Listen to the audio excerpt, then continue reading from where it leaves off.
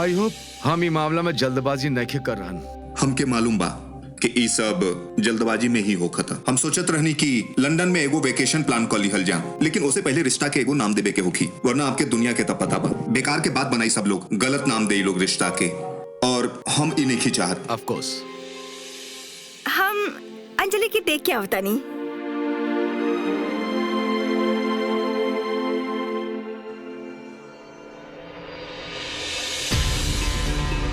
बहुत सुंदर लग रहल बाड़ू।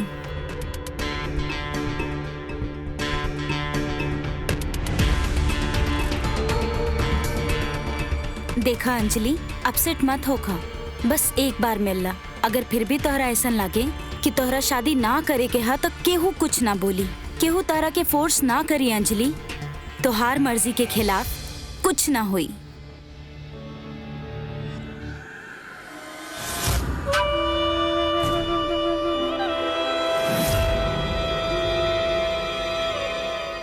भाभी, आप भी ये चाहेली ना कि हमार शादी निखिल से हो जाए,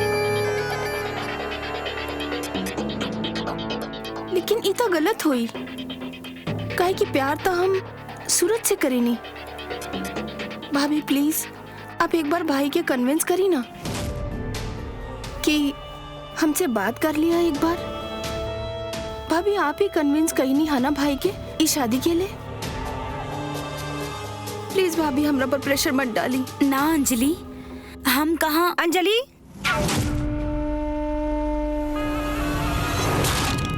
माँ, माँ आप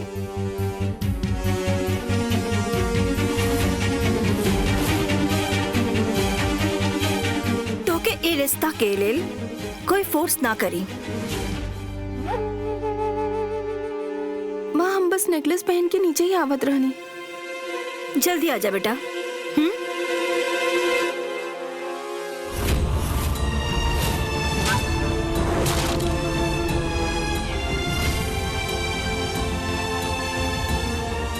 भाभी,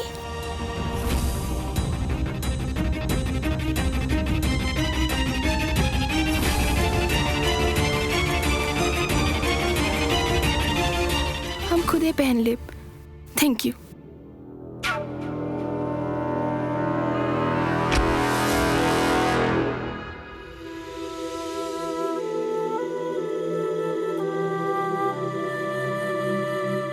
बैठी पंडित जी।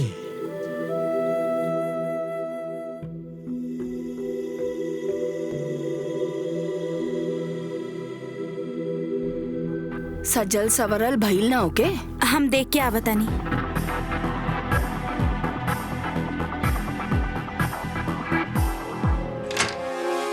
अंजलि, अंजलि,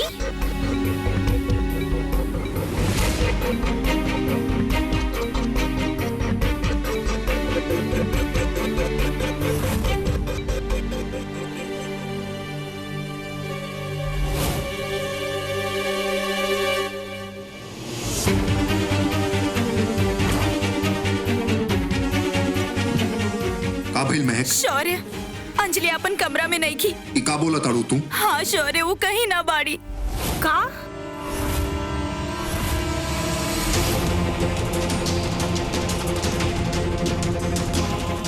दस बार तू दोनों के कहल रहनी कि ओकरा पर दबाव मत डाला, ना करे के रहे ओके शादी तो पीछे हट जाता, मगर तू दोनों ना मान ला। माँ, हम तो बस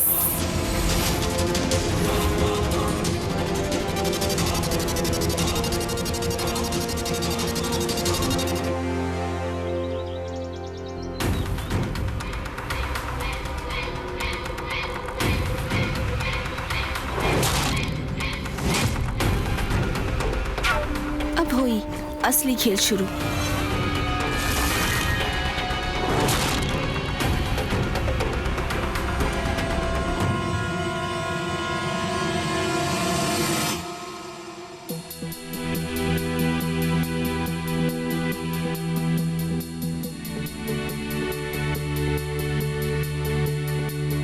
अंजलि तैयार रही निखिल से मिले खातिर, फिर अचानक का हो गई। कहले भी रही कि अगर ना पसंद आए निखिल तो केहू फोर्स ना करी। कहीं भाग त ना गईली? हमरा से कुछ काहे ना कहली? माँ आप तोहरा ई रिश्ता खातिर कोई फोर्स ना करी।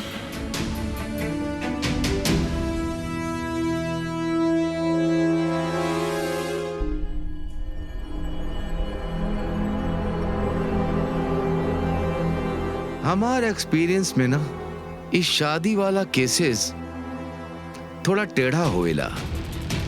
अब देखा अंजलि इतना बड़ा स्टेप ले ली, एकर मतलब ई बात कि ओ शादी खातिर तैयार नहीं की और हमने के फिर से सोचे के पड़ी। हमने फिर मिला। Take care.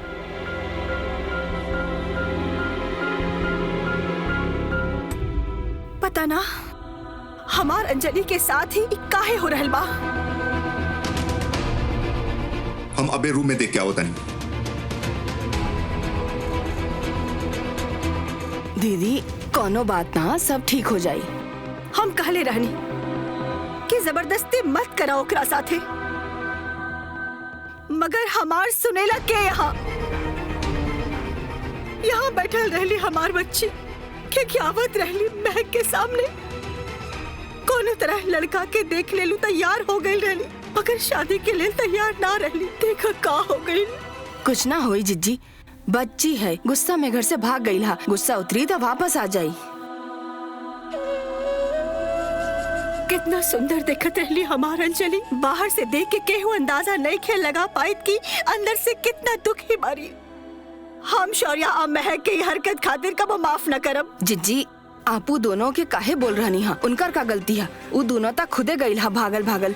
आप वो दोनों के सिर पे ठीकरा मत फोड़ी। डॉली प्लीज तू वो दोनों की तरफदारी करे के बंद करा। हे भगवान हमार बच्ची ठीक होई, हमार बच्ची के रक्षा करिया भगवान। हमार बच्ची अंजलि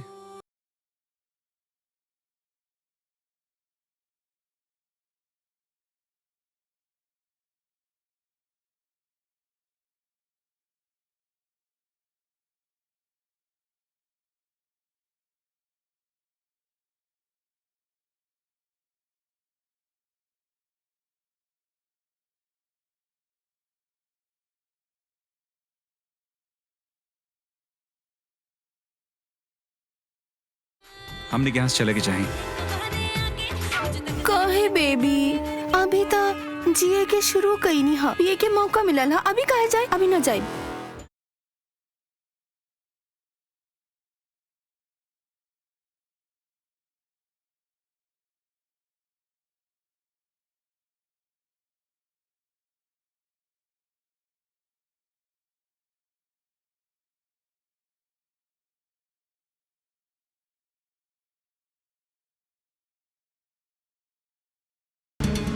सूरज बाहर निकला, हम तो के ना छोड़ा। का हो गई शौर्य?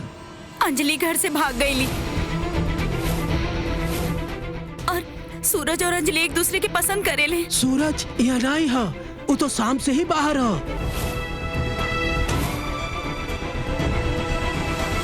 शौर्य ये है नो के ऑफिस जहाँ बैठ के सोशल सर्विस के नाटक करेला, रास्कल कहीं का। शौर्य सूरज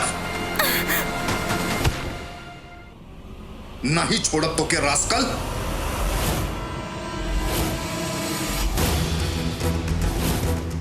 बोलली ना तोहरा के सूरज यहाँ नहीं खे, और ये हमार घर तोड़ के सूरज मिल जाई तोहरा के।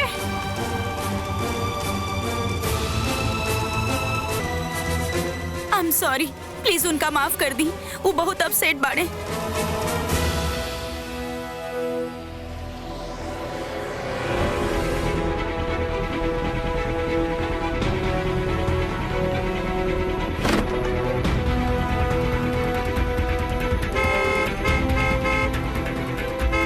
अरे हट जो आगे से, ना तो ठोक दे बाबा। Please sorry, calm down. जब भी कोनो मुसीबत आवेला तू तांडव करल शुरू कर देवेला। ई भी ना सोचेला कि इतना नाजुक मामला में गुस्सा करे से बात बिगड़ सकेला। शौर्य माँ के कॉल आ रहल बा।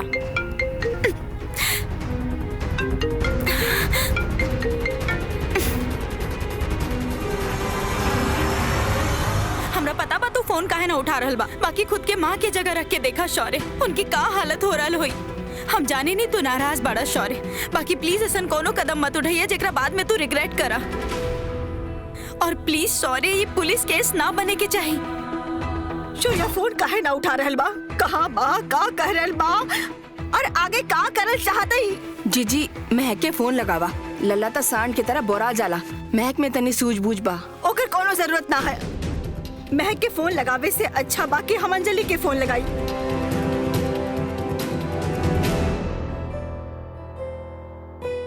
जिज्जी के मन तब महक की तरफ से ज्यादा ही खटकत जा रहल बा, और वो बिना वजह ई कतई ठीक ना बा। अंजलि के फोन तो ऑफ आवत या।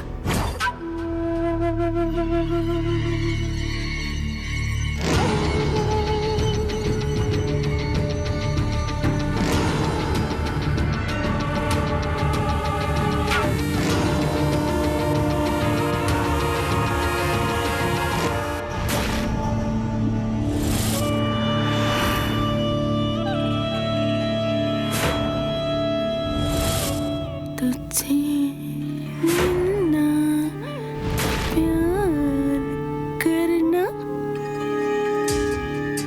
अच्छा लगता है। खुशियाँ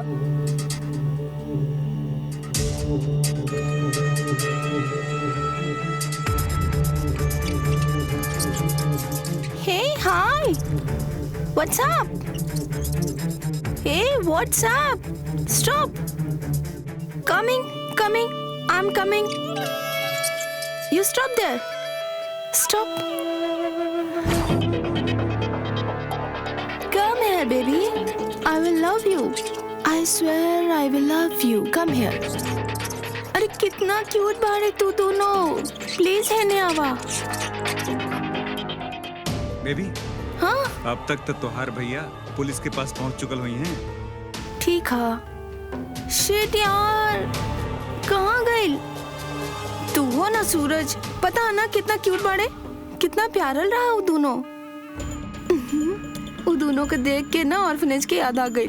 किचन के खाना में ऐसे ने प्यारा प्यारा क्यूट क्यूट चूहा हम सबके सब्जी में मिला के खिलावत रहनी, कितना मजा आवत रहे।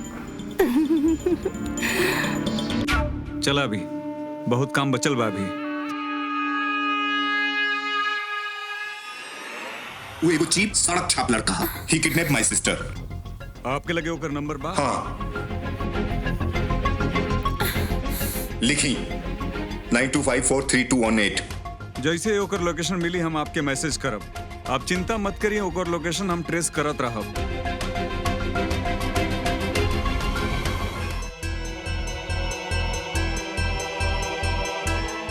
ईश्वरिया फोन काहे ना उठा रहल बा? इस सब का चल रहल बा? हमको कुछ समझ में नहीं ख्यावत।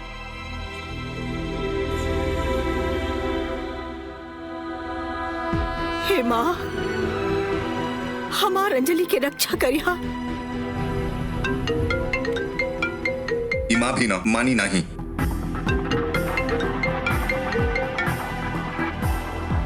भाई भाई प्लीज सुना भाई। भाई शौर्य भाई, अंजलि, भाई हम गुड़गांव सोडा फैक्ट्री के पास है, प्लीज हमके आके बचा ले भैया। भाई प्लीज हमके बचा ले। हाँ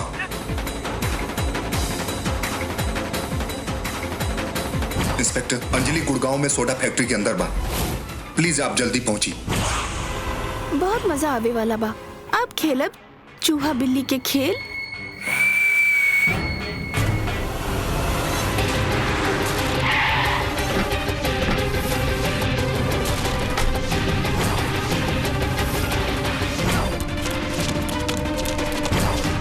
सूरज बेबी, टाइम आ गई, लेट्स गो।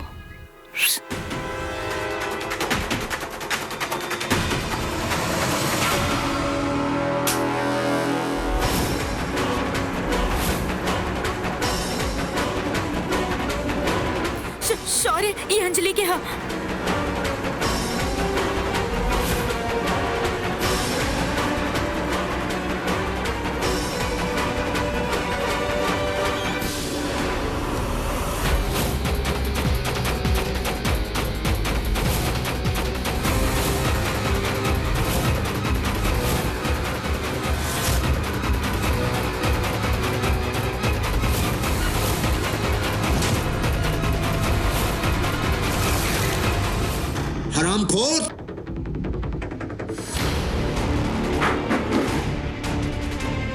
तोर हिम्मत कैसे भाई? हाँ,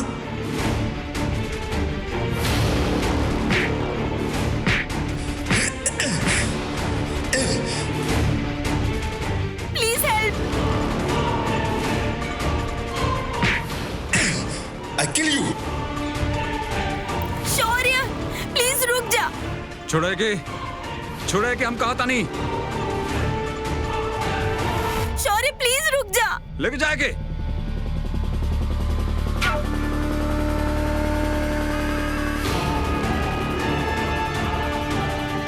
शौर्य प्लीज इधर आवा।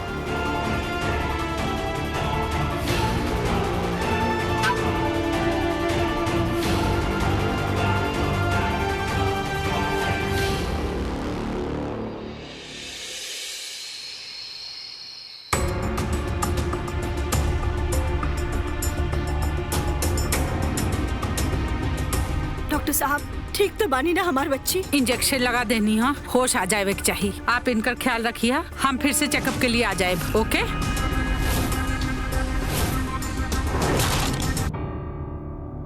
Thank you doctor.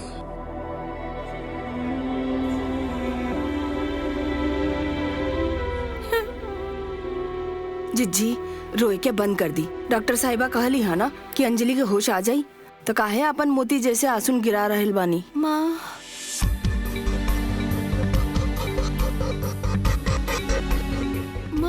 हाँ हाँ बेटा, हम तोहरा पास ही हई, घबरा मत हमार बच्ची। देखा सब बा यहाँ। अंजलि बहन तो के कुछ नहीं के भाई, तू ठीक पाड़ू। ऊ तो के कुछ कैलस तना ना। अंजलि अब डरे की कोनो जरूरत नहीं है। सूरज के पुलिस पकड़ के ले गए बाड़े, तू अब हमनी के साथ बाड़ू, सेफ बाड़ू, अपन घर में बाड़ू। बेटा कुछ तो बतावा, कुछ तो बोला।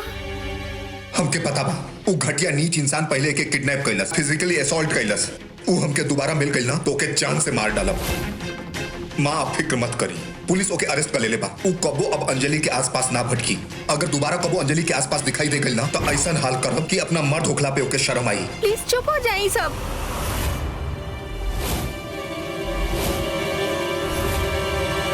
भाई सूरज हमार जान बचैले और आप लोग ओकरा ही अरेस्ट करा देनी।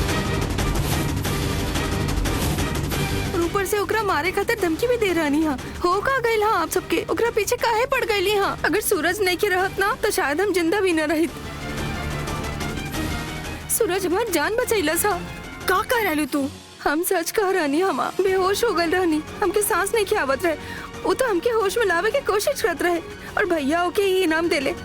अगर ओके हमके नुकसान पहुंचाई के रहे तो वहाँ रुकते ही काहे चल गई होत ना। का वो एले रुके रहे कि भैया आके ओके मरिए और फिर पुलिस में दे दिए? लेकिन हम जोन देखनी ऊ तोरी साथे कहे कि आप उहे देखनी जो आप देखे के चाहत रहनी। आप हमेशा उहे देखनी, उहे सोचनी जो आपके मन करेला, जो आपके सही लागता। दूसर के फीलिंग से आपके कोई परवाह ना। माँ हम घर छोड़ के भागे के चाहत रहनी, लेकिन सूरज हमके रोकलस। हम ना मंदी, लेकिन वो हमके रोकत रहे। हम समझत रहनी कि आप लोग हमार बात ना समझब और हमके फिट आ गई। सूरज हमके बचाए के कोशिश करत रहे CPR दे के, लेकिन भाई मौका मिलते सूरज के गलत समझ ले। माँ अगर आप हमके ठीक देखे के चाहत रहनी तो प्लीज सूरज के जेल से निकाली, प्लीज माँ। माँ अगर सूरज के कुछ भइल ना तो हम जी ना पाए। लेकिन हम जोन देखनी ओके देख के ऐसा लागत है कि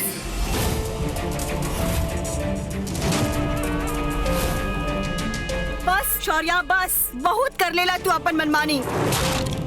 बहुत सता लेला हमार बच्ची के तू दोनों।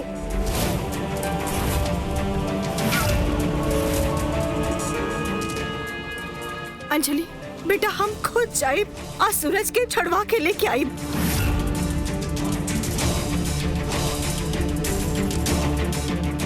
हम अभी वकील से बात करतानी।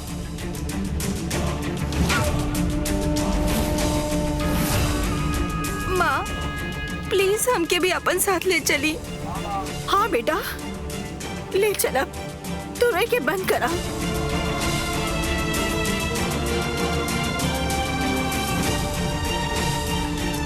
चला आवा।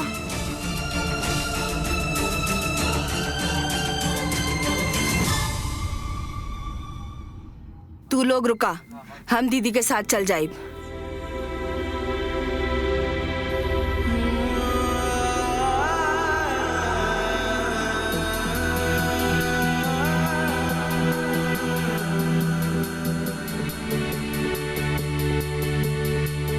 ई हम काका देनी महक,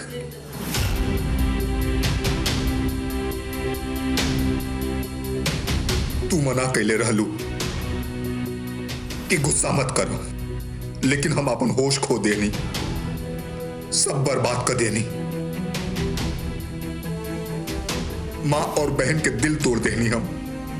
शौर्य, तरह से गलती भइल, but don't be so hard on yourself please. गलती नहीं, गुनाह भइल बा, हम फेल हो गए नहीं।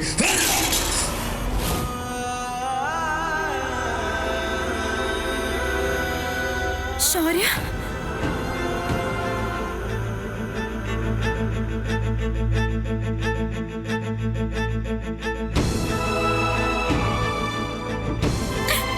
I'm sorry, हम तोरा खातिर कुछ ना कर पा रही, बाकी खुद के जख्म दिहल तो कोनो सॉल्यूशन ना है ना।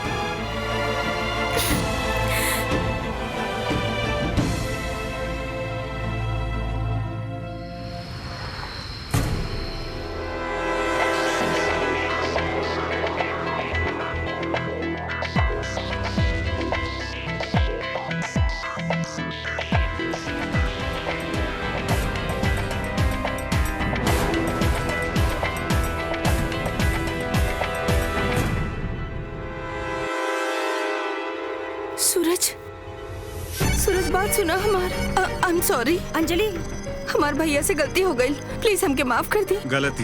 गलती तो हमसे हो गई अंजलि, जे तोसे प्यार कईनी ओकर सजा हमके मिल रहल बा, लेकिन ये सही बा, ये होके चाहिए हमारे साथ। तोरे भाई से मार खैनी, फिर पुलिस वालन से, लेकिन अब ना, हमके तोसे कोई नाता ना रखे के हा। हट जा आगे से। प्लीज प्लीज हमार भाई की सजा हमके मत दा please. Suraj I am really sorry, माफ करता।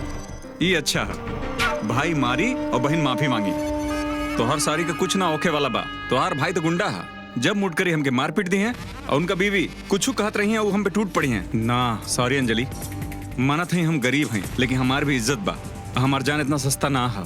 देखला, ये सब महक के कैल हा, महक ओके सिखेले हुई, यह लेल शौर्या ऐसन कैलस हा।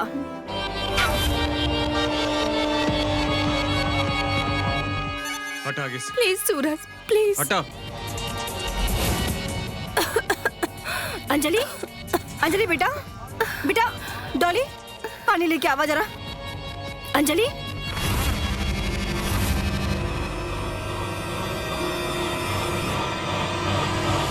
अंजलि,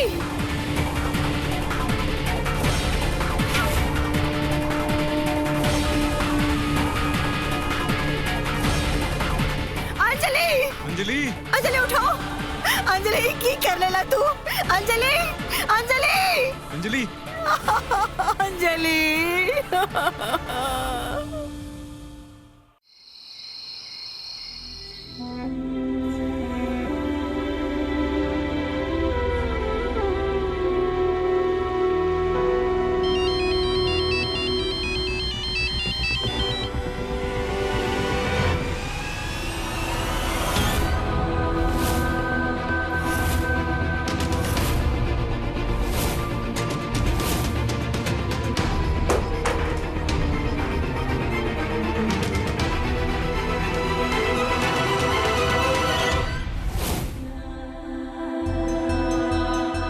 आप लोग यहाँ रुकी।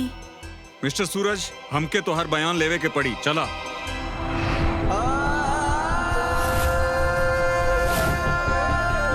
अगर हमारे अंजलि के कुछ हो गई तो हम अपने आप के कबो माफ ना कर पाए।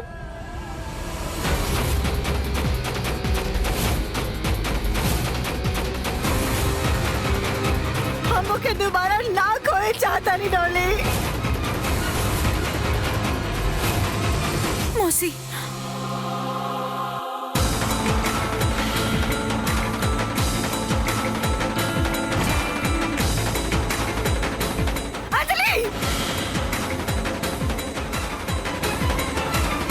मैम आपके हमरे साथ चले के पड़ी, कुछ जरूरी फॉर्मेलिटीज पे साइन करे के हो।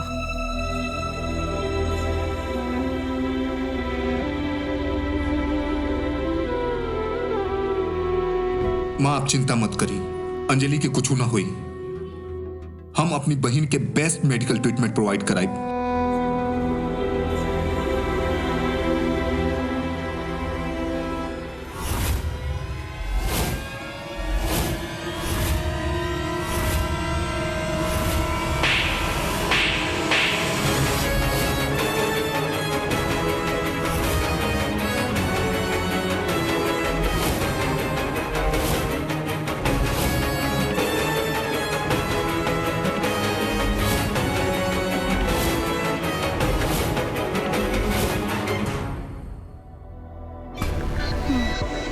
लकी भी आ लड़की इंजरी सीरियस हो सकत रहे।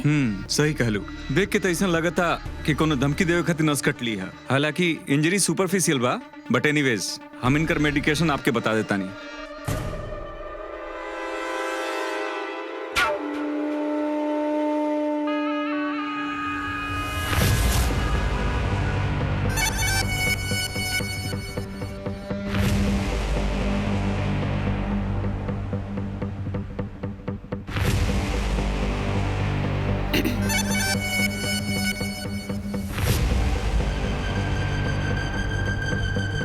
बहुत इंटेलिजेंट बाड़ू तू डॉक्टर। ये जख्म तो सुपरफिशियल बाड़ा भी, लेकिन जे जख्म हम भैया भाभी के देव वो बहुत गहरा हुई।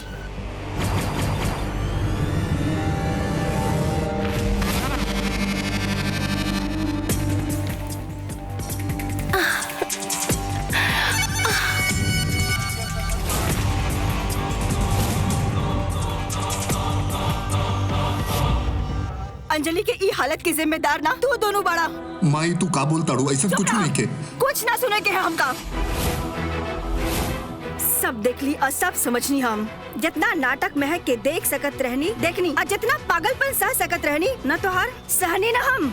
1000 बार कहनी तोहरा के कि अंजलि के शादी खातिर फोर्स ना करी, लेकिन तू आजकल हमर ना अपन बेबी के सुनत बिया।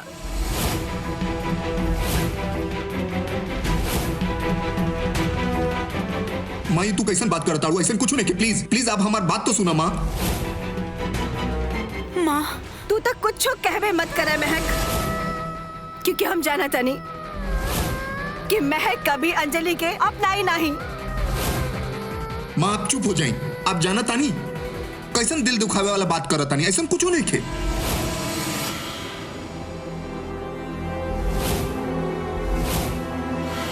बिल्कुल बा। अब बहुत पहले से अंदाजा बा हमके ये ले नजरअंदाज करत रहनी, काहे कि घर में सुख शांति चाहत रहनी हम।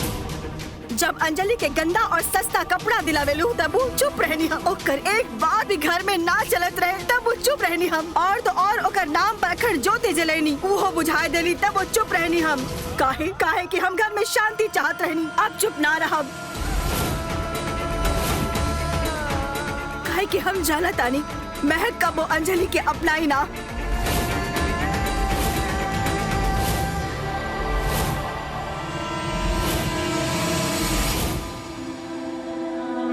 माँ रास्ता के कांटा, आप ऐसा बोल भी कैसे सकेनी हमरा खातिर।